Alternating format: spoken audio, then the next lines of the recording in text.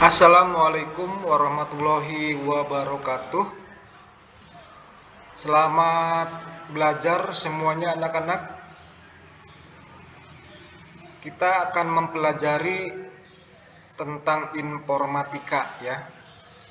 Pada kesempatan kali ini materi yang akan Bapak sampaikan adalah perangkat keras atau hardware.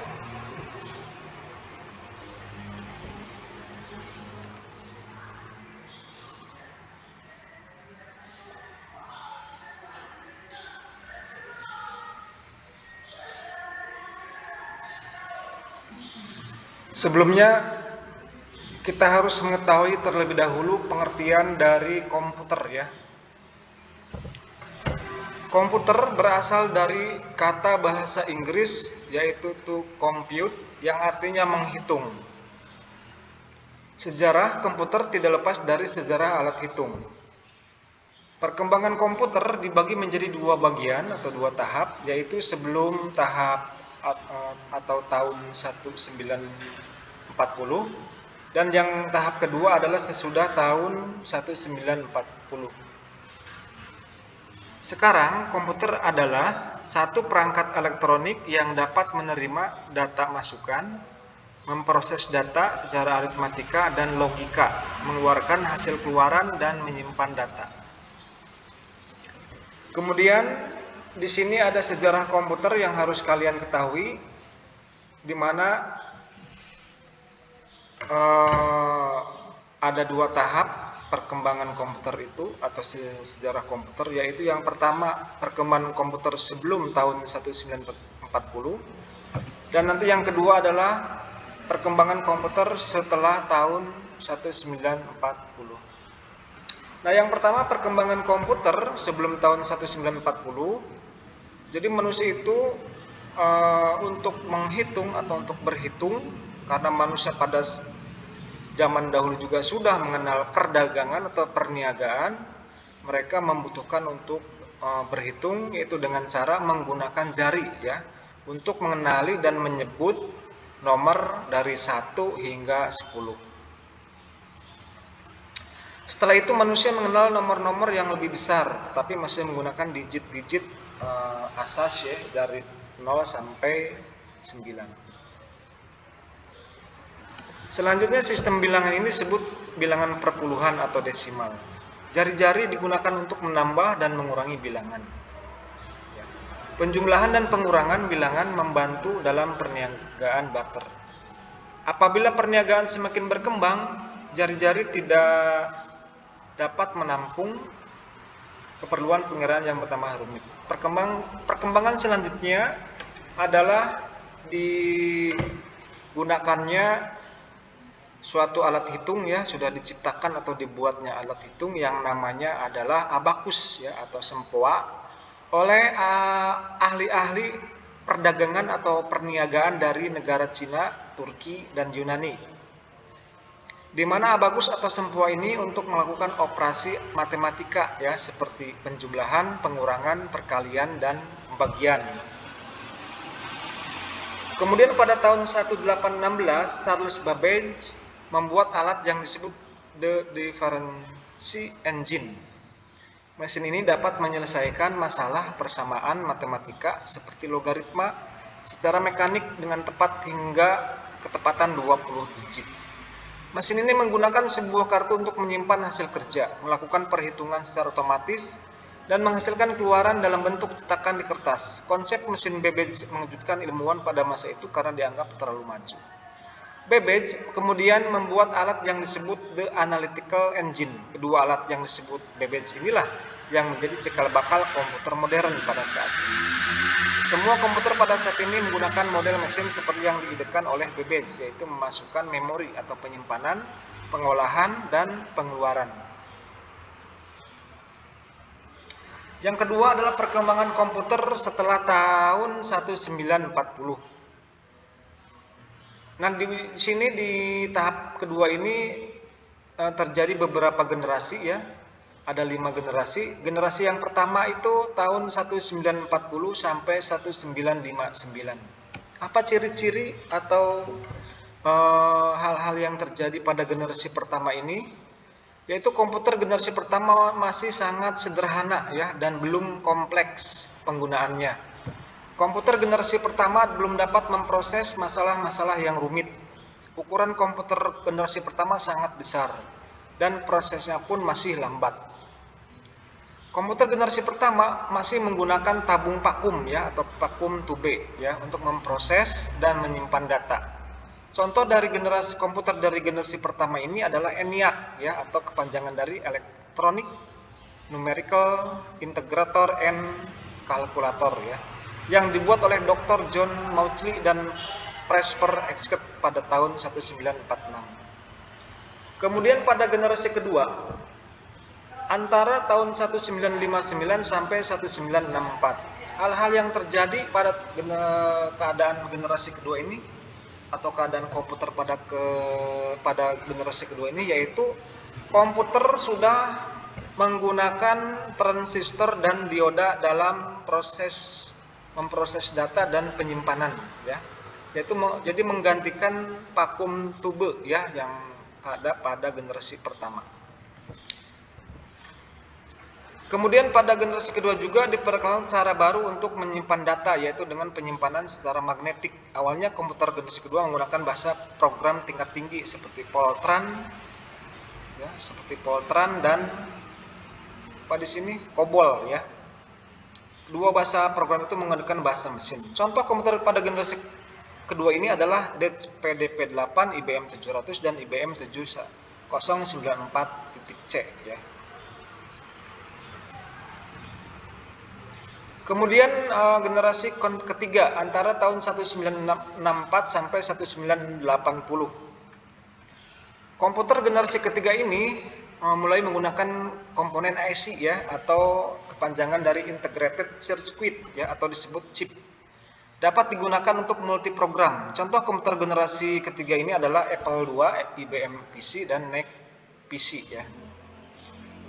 Kemudian generasi keempat tahun 1980 sampai sekarang. Komputer generasi keempat masih menggunakan IC atau chip untuk pengolahan dan penyimpanan data. Komputer generasi ini lebih maju karena di dalamnya terdapat beratus ribu komponen transistor. Media penyimpanan komputer generasi ini lebih besar dibanding generasi sebelumnya. Komputer generasi ini sering disebut komputer mikro. Contohnya adalah PC atau personal komputer. Bahasa pemrograman BASIC dan Pascal mulai digunakan pada komputer generasi keempat. Bahasa-bahasa program tersebut merupakan bahasa yang paling populer untuk komputer mikro. Perkembangan selanjutnya adalah laptop, notebook, handheld, PDA, dan palm top mulai diperkenalkan.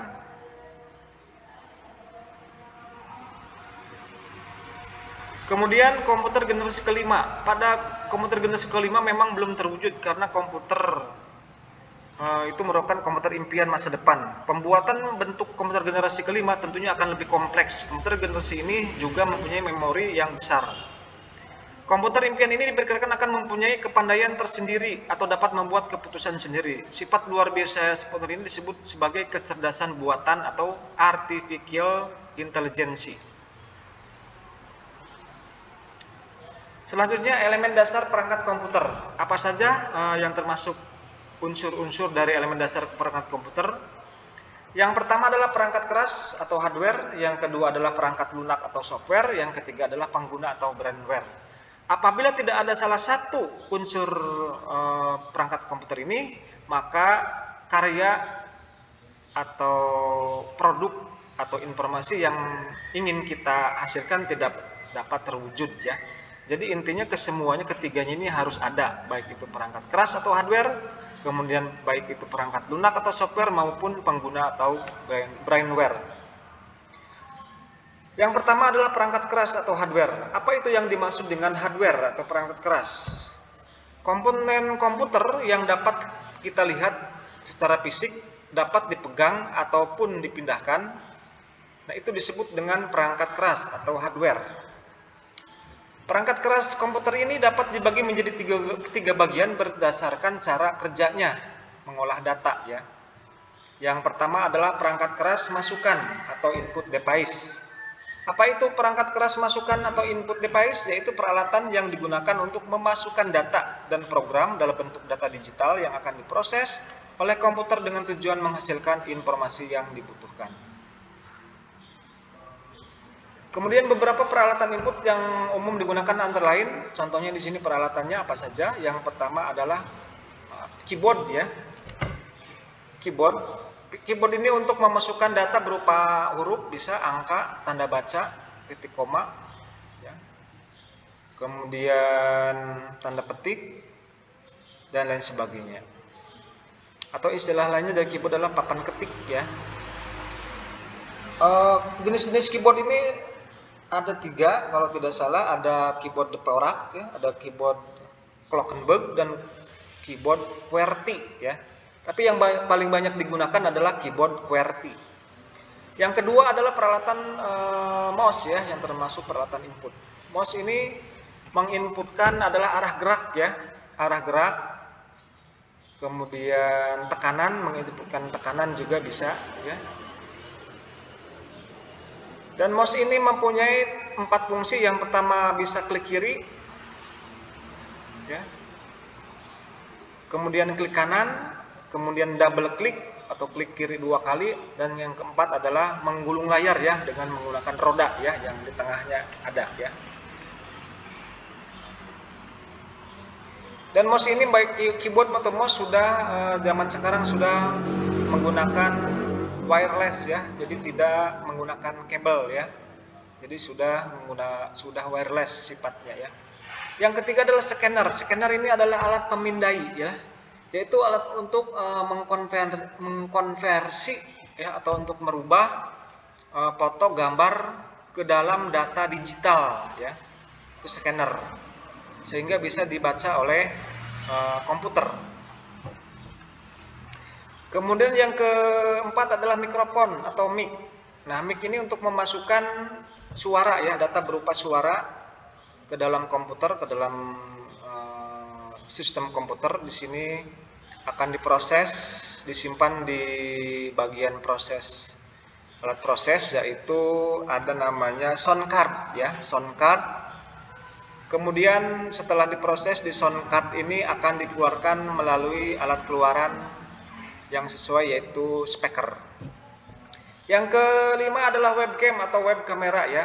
Ini jelas untuk memasukkan gambar keadaan diri sendiri atau di sekeliling lingkungan kita ya.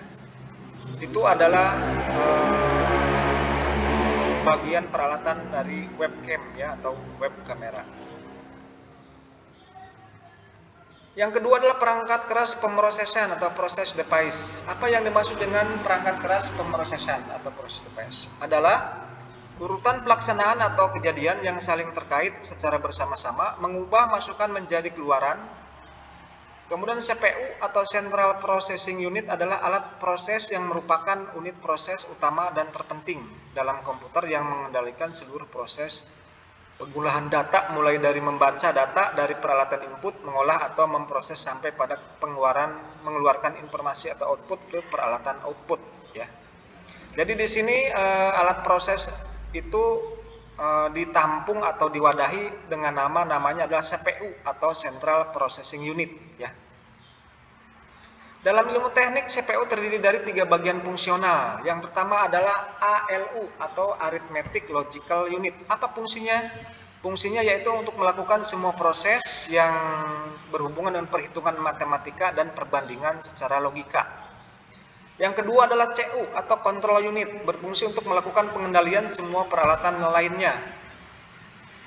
Dan yang ketiga adalah Register, berfungsi untuk menyimpan data sementara yang akan diproses di ALU. Nah, beberapa peralatan yang ada dalam CPU atau sebagai komponen pemroses data atau proses data ya. Di sini adalah yang pertama motherboard ya. Motherboard ini untuk salah satunya adalah untuk komponen yang untuk tempat menancapnya komponen-komponen lainnya seperti prosesor, memori, hard disk, dan lain sebagainya. Yang kedua adalah prosesor. Prosesor ini adalah sebagai otaknya komputer ya. Dan juga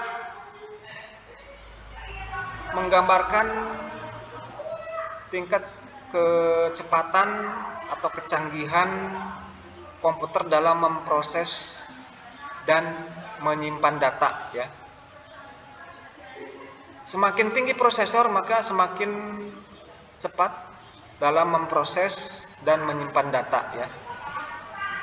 Contoh prosesor di sini adalah misalkan Intel Pentium 2, Intel Pentium 3, Intel Pentium 4, kemudian Core 2 Duo, dual core ya.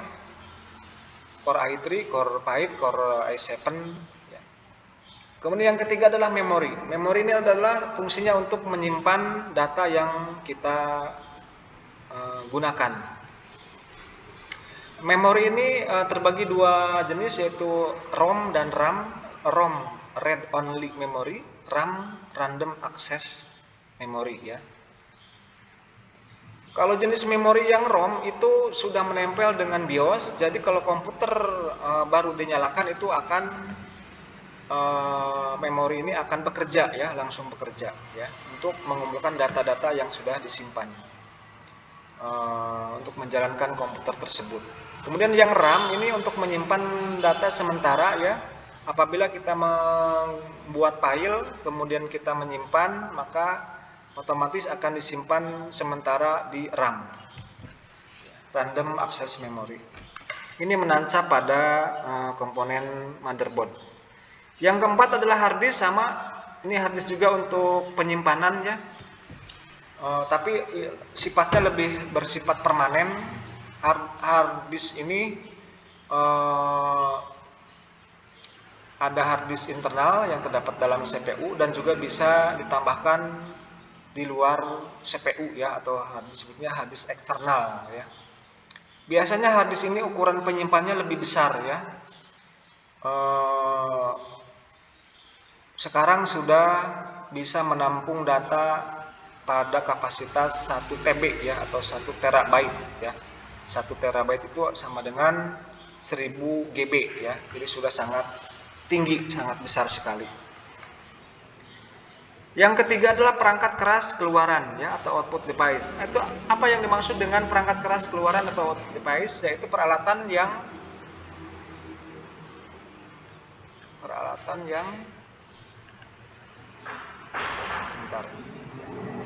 berguna untuk menampilkan data, instruksi dan informasi dalam bentuk teks, grafik atau gambar. Sekali lagi, perangkat keras keluaran atau output device yaitu peralatan yang berguna untuk menampilkan data, instruksi, dan informasi dalam bentuk teks, grafik, atau gambar. Beberapa peralatan output yang umum digunakan antara lain, yang pertama adalah monitor. Jelas di sini monitor sekarang sudah jenisnya LCD ya, yang tipis, mudah untuk dibawa kemana-mana. Kemudian gunanya untuk menampilkan data ya, yang sudah diproses di layar monitor. Kemudian printer adalah untuk mengeprint atau mencetak, untuk data yang sudah diproses, diolah, itu akan dicetak, dikeluarkan dengan suatu peralatan yaitu printer melalui media kertas ya. Kemudian yang ketiga adalah speaker. Speaker ini untuk mengeluarkan suara ya. Yang tadi yang di awal itu akan dimasukkan dari input device yaitu mikrofon, kemudian diproses oleh sound card yang ada di CPU, kemudian akan dikeluarkan oleh speaker. Kemudian yang keempat adalah proyektor atau infocus. Ini proyektor infocus sama kerjanya seperti monitor untuk menampilkan data ya di layar gitu. Tapi proyektor ini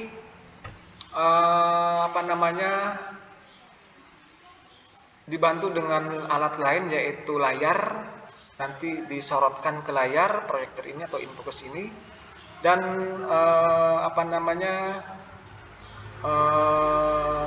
timbul sinar atau cahaya untuk mengumpulkan data tersebut di layar ya. Ini banyak sekali digunakan di kantor-kantor maupun di sekolah-sekolah untuk presentasi. Ya, sampai di sini dulu materi yang dapat Bapak sampaikan pada kesempatan kali ini. Mudah-mudahan bermanfaat bagi Bapak sendiri pada khususnya, dan bagi umumnya bagi kalian semua. Ya, mudah-mudahan bermanfaat. Silakan bagi yang merasa kurang ilmunya dapat buka lagi atau baca lagi bukunya apabila mempunyai buku-buku komputer, maupun silakan dibuka-buka juga internetnya ya, khusus tentang materi perangkat keras atau hardware ini. Sampai di sini dulu pembelajaran informatika dari Bapak akhiri dengan mengucapkan wabillahi taufiq wal hidayah. Wassalamualaikum warahmatullahi wabarakatuh.